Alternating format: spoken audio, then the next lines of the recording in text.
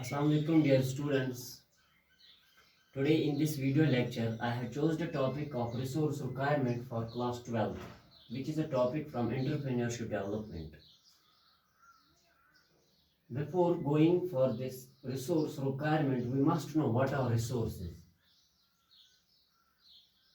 The term resource means something which is used as input to produce products. Whenever we have to manufacture anything, whenever we want to produce or we want to manufacture any product, any type of product, we need some raw material, and that raw material acts as a resource for that product. For example, मैं आपको यहाँ पे बताते चलूँ कि अगर मुझे if I have to manufacture furniture,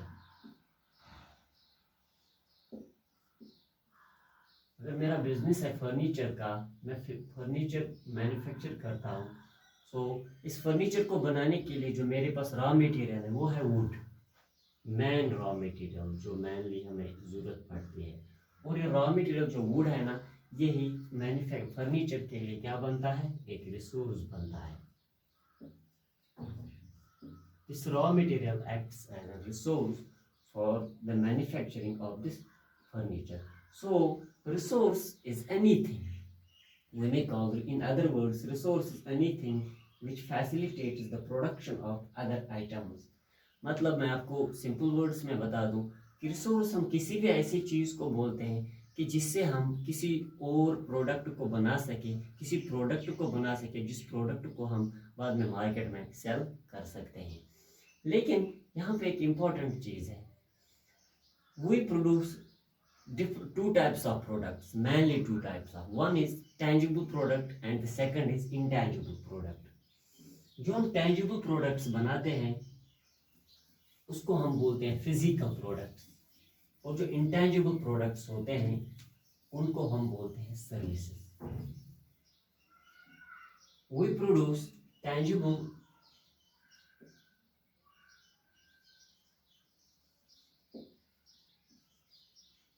and we also produce intangible.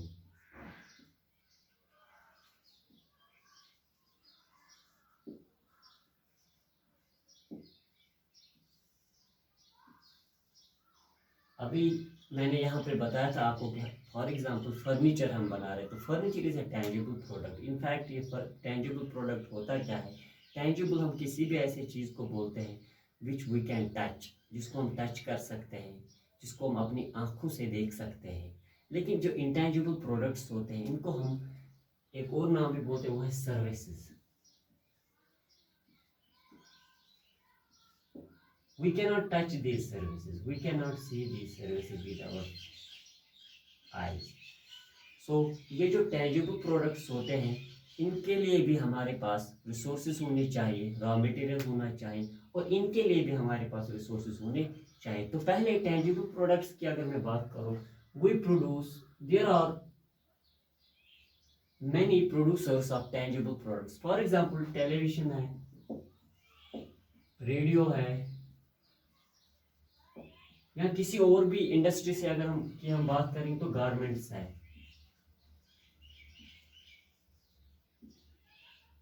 बहुत सारी ऐसी इंडस्ट्रीज है, कंपनीज है जो टेंजिबल प्रोडक्ट्स बनाती हैं।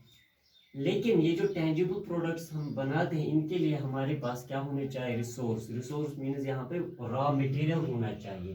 फॉर एग्जांपल अगर मैं टेलीविजन मुझे बनाना है या रेडियो बनाना है, गारमेंट्स बनाना है, तो इनके लिए जो बेसिक रॉ मटेरियल मेरे पास होना चाहिए वो एज ए रिसोर्स मैं इनके लिए यूज़ करता हूँ, तब जाके ये प्रोडक्ट्स मैन्युफैक्चर होते हैं।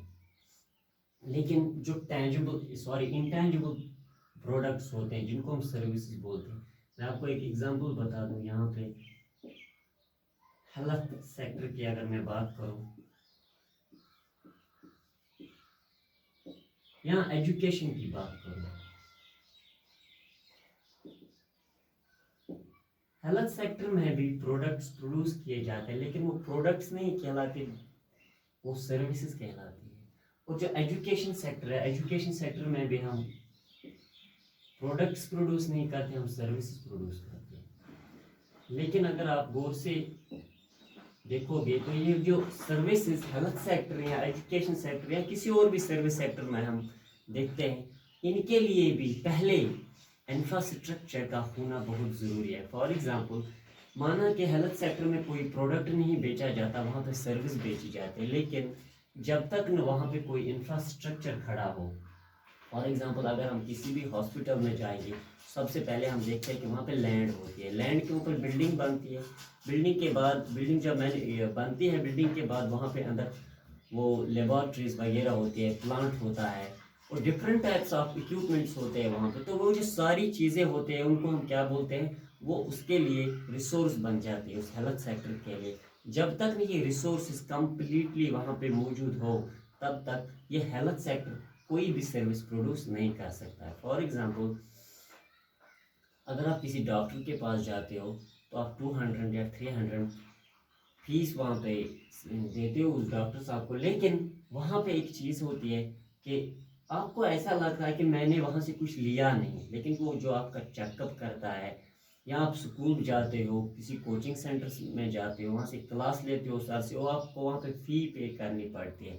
वो जो आप फ़ी पे करते हो, आप उसके बदले में आपको जो फिजिकल प्रोडक्ट नहीं लेते हो, बल्कि वहाँ पे एक सर्विस आपको दी जाती है। स्कूल में आपको ये सर्विस दी जाती है कि आपको पढ़ाया जाता है, और हेल्थ हॉस्पिटल में आपको ये सर्विस दी जाती है कि आपका चेकअप किया जाता है, आपका इलाज किया जाता है।